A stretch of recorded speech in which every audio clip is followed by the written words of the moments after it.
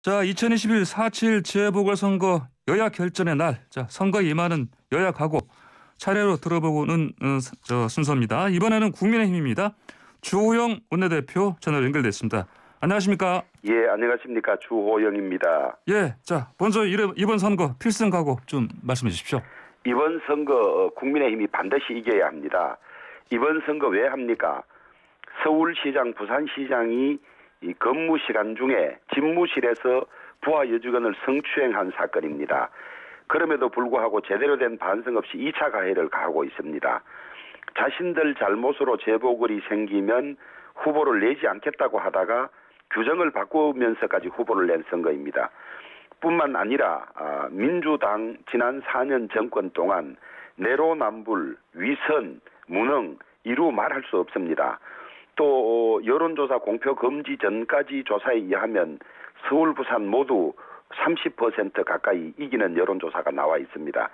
만약에 이런 선거에서 압승하지 못한다면 야당은 더 이상 존재할 의의가 없는 그런 선거이기 때문에 반드시 국민의 힘으로 이길 겁니다. 예, 알겠습니다. 자, 그리고 2030 그 청년층이요, 그리고 중도층 표심 국민의힘에서 제대로 좀 공략했다 이렇게 좀 평가하십니까? 지금까지? 저희들이 노력은 많이 했습니다만은 저희들 노력보다는 민주당의 이 불공정 내로남불에 분노한 20대 중도가 엄청나게 많은 것 같습니다. 특히 이 30대는 공정과 정의에 대한 그 개념이 어느 세대보다도 높은데요. 이 민주당 정권은 말로는 공정과 정의를 외치면서 실제 조국 사태나 윤미향 추미애 이상직 사태 이런 걸 본다든지 울산시장 선거 관련 제대로 수사 재판이 되고 있지 않은 사정을 본다든지 또 임대차 관계 법을 만들면서 자기들은 위선적으로 미리 올려받은 이런 모든 것을 보고 이 30대 민심이 돌아선 측면이 많고 중도도 경제 파탄, 백신 무능, 내로남불 이런 이 정권의 이 민낯에 대해서 염증을 내는 분들이 많기 때문에 그런 분들의 지지가 상대적으로 저희들에게 옮겨오고 있다고 보고 있습니다. 물론 저희들도 노력은 많이 한 측면이 없지는 않습니다만은. 예, 알겠습니다. 자, 그러면요. 오세훈 후보 서울시장 후보가 내세우는 제1호 구호 스피드 같습니다. 그 뭐 과거 시정 경험 살려서 뭐 주택 공급이라든지 여러 현안 중요한 현 처리하는데 바로 신속히 나서겠다. 이건데 왜 지금 빠르게 스피드가 중요합니까? 서울시는 1년 예산이 40조가 넘고 소속 공무원이 무려 4만 6천 명이 넘습니다. 그럼에도 불구하고 이번 시장의 임기는 1년 남짓합니다.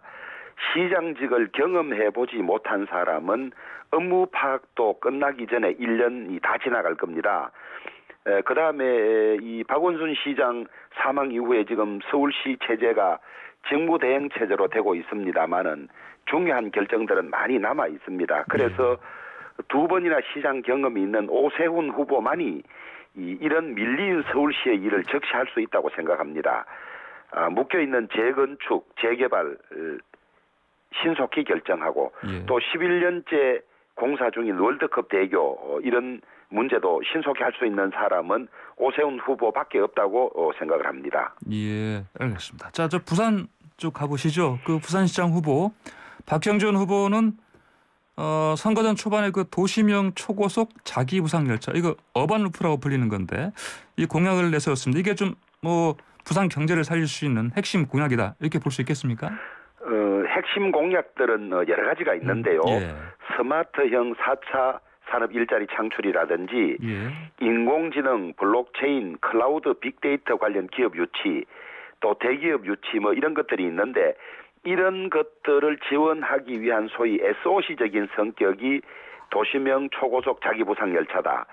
부산은 아시다시피 길쭉한 도시이고 시내 교통 체증 현상이 있기 때문에 가덕도 공항을 만든다고 하더라도 신속하게 접근할 수 있는 방법이 없으면 효용이 많이 떨어질 겁니다.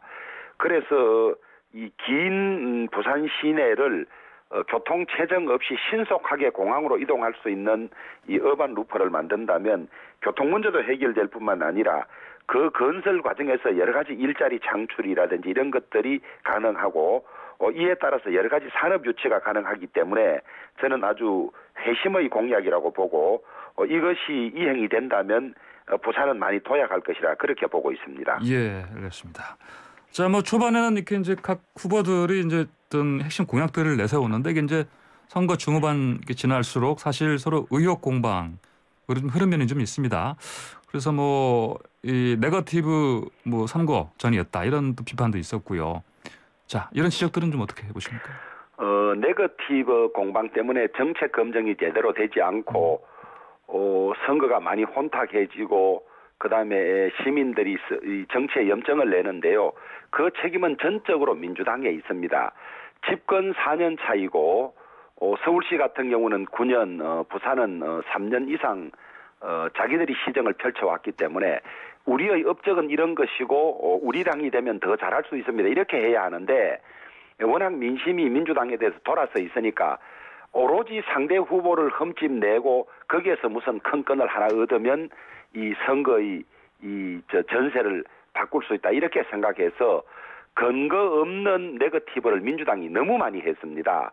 더구나 이 서울시 세금으로 들어가는 TBS에서 무려 50분 이상 익명의 사람들을 내서 반론 제기 기회조차도 주지 않은 채 이렇게 일관하고 있죠. 참 나쁜 여당이고 그다음에 이 의인이라고 지켜 세우는데요. 민주당이 의인으로 지켜 세웠던 사람은 모두 이 의로울 의자 의인이 아니라 의심할 의자 의인이 다 되어버렸습니다. 김대엽, 윤지호 다 아시지 않습니까? 그다음에 이 정경심 교수 자녀 관련 그 표창장 관련 나왔던 정인들이 다 의인이라고 민주당이 내세웠던 사람들이 뒤에는 전부 거짓말한 것과 유죄 처벌받은 이런 것들이 나왔기 때문에 이번에 민주당이 왜 저렇게 근거 없는 네거티브를 하는지도 국민들은 잘 아실 것입니다.